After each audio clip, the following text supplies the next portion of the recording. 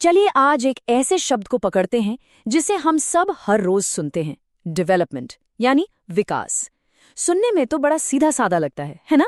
पर क्या हमने कभी रुककर सोचा है कि इसका असली मतलब क्या है? क्योंकि ये शब्द जितना आसान दिखता है, इसकी कहानी उतनी ही गहरी और दिलचस्प है। तो सवाल यही है, विकास का असल में क्या मतलब है? हो सकता है हमारे दिमाग में सीधे ऊंची ऊंची इमारतें, चौड़ी चौड़ी सड़कें या बुलेट ट्रेन की तस्वीरें आती हों, पर क्या यही पूरी कहानी है? जैसा कि हम आगे देखेंगे, इसका जवाब हर किसी के लिए हर जगह एकदम अलग हो सकता है। तो आज के इस सफर में हम विकास की पहेली को परत दर परत सुलझाएंगे। हम शुरू करेंगे बिल्कुल पर्सनल लेवल से, फिर देखेंगे कि क्या पैसा ही सब कुछ है। उसके बाद हम देशों की तरक्की को नापना सीखेंगे और आखिर में बात करेंगे एक ऐसे विकास की जो सिर्फ आज के लिए नहीं बल्कि हमेशा के लिए हो। ठीक है, तो चलिए शुरू करते हैं बिल्कुल जमीन से।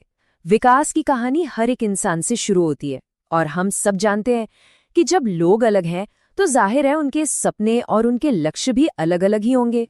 अगर बिल्कुल सीधे साधे शब्दों में कहें तो विकास का मतलब है किसी भी चीज का पहले से बेहतर हो जाना, मतलब लोगों की जिंदगी की क्वालिटी को इम्प्रूव करना। ये एक बहुत ही बेसिक लेकिन उतना ही पावरफुल आइडिया है। अब देखिए, विकास की तस्वीर सबके लिए एक जैसी नहीं होती। एक किसान के लिए तरक्की का मतलब हो सकता है कि उसकी फसल के अच्छे दाम मिले और खेतों तक पानी पहुंच जाए।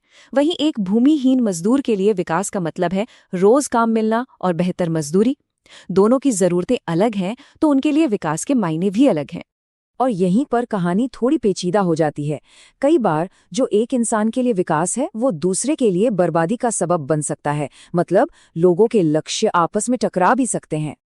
इस बात को समझने के लिए ये उदाहरण एकदम परफेक्ट है। सोच कर देखिए, एक बड़ा डैम बनता है। शहर में रहने वालों के लिए तो ये बहुत बड़ी खुशखबरी है ना? उनको अब 24 घंटे बिजली और पानी मिलेगा। ये तो विकास है। लेकिन उन किसानों का क्या जिनकी जमीन, जिनका घर, जिनका सब कुछ उस डैम के पानी में डूब गया? उनके लिए तो ये विकास नहीं, विनाश है। एक ही प्रोजेक्ट पर नजरिए बिल्कुल अलग। तो ये तो हुई अलग अलग लोगों के लक्ष्यों की बात। पर क्या विकास का मतलब सिर्फ पैसा कमाना है? हम अक्सर तरक्की को इनकम से जोड़कर देखते हैं, पर क्या एक बेहतर जिंदगी का मतलब सिर्फ एक मोटा बैंक अकाउंट है? शायद नहीं। असल में हम सब अपनी जिंदगी में इन दोनों तरह की चीजों का एक मिक्स चाहते हैं। एक तरफ है मटेरियल गोल्स, मतलब वो चीजें जो पैसे से खरीदी जा सकती हैं, एक घर, एक कार, अच्छे कपड़े। लेकिन दूसरी तरफ है नॉन मटेरियल गोल्स, जैसे समाज में इज्जत, आजादी, सुरक्षा और बराबरी का एहसास। इन्हें पैसे से नहीं खरीदा जा सकता, पर इनके बिना जिंदगी अधूरी सी लगती है। अच्छा, अब जरा लेंस को जूम आउट करते हैं। एक व्यक्ति से निकलकर अब पूरे देश के लेवल पर आते हैं। सवाल ये है कि हम अलग अलग देशों के विकास को आपस में कैसे कंपेयर करते हैं। इसका सबसे कॉमन तरीका क्या है?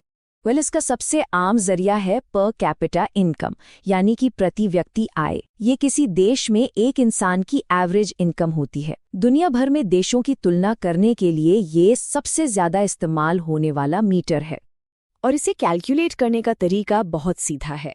बस देश की टोटल इनकम को उठाइए और उसे देश की टोटल पॉपुलेशन से डिवाइड कर दीजिए। जो नंबर आएगा वो हमें एक औसत आंकड़ा दे देता है। वर्ल्ड बैंक जैसी बड़ी बड़ी संस्थाएं इसी आंकड़े का इस्तेमाल करके देशों को अमीर, मिडिल क्लास या गरीब देशों में बांटती हैं। और आमतौर पर यही माना जाता है कि जिस देश की इनकम ज्यादा है वो ज्यादा विकसित है।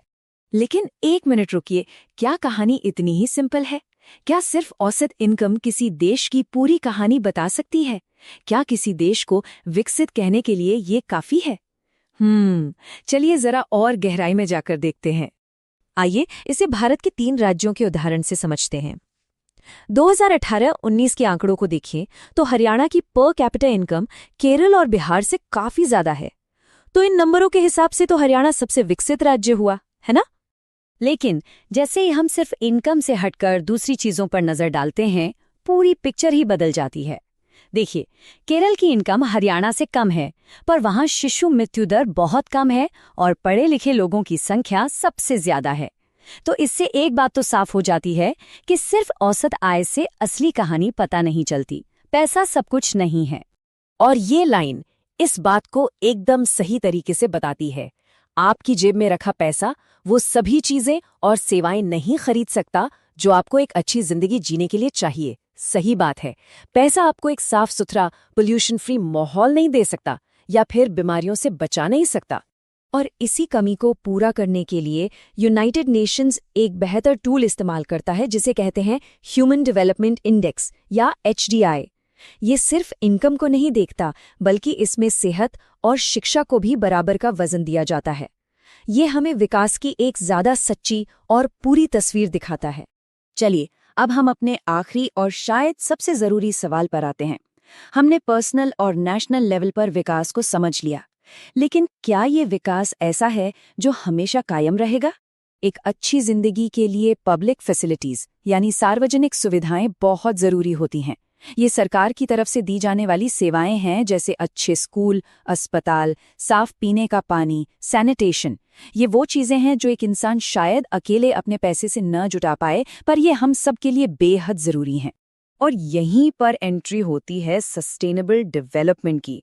इसका सीधा सा मतलब है कि हम आज अपनी ज़रूरतों को इस तरह पूरा करें कि हमारी आने वाली पीढ़ियों को अपनी ज़रूरतों से समझौता ना करना पड़े।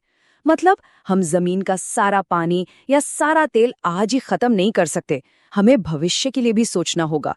तो कुल मिलाकर बात यह है कि असली विकास वो है जो आर्थिक तरक्की, पर्यावरण की सुरक्षा और समाज की भलाई, इन तीनों के बीच एक सही बैलेंस बनाकर चले।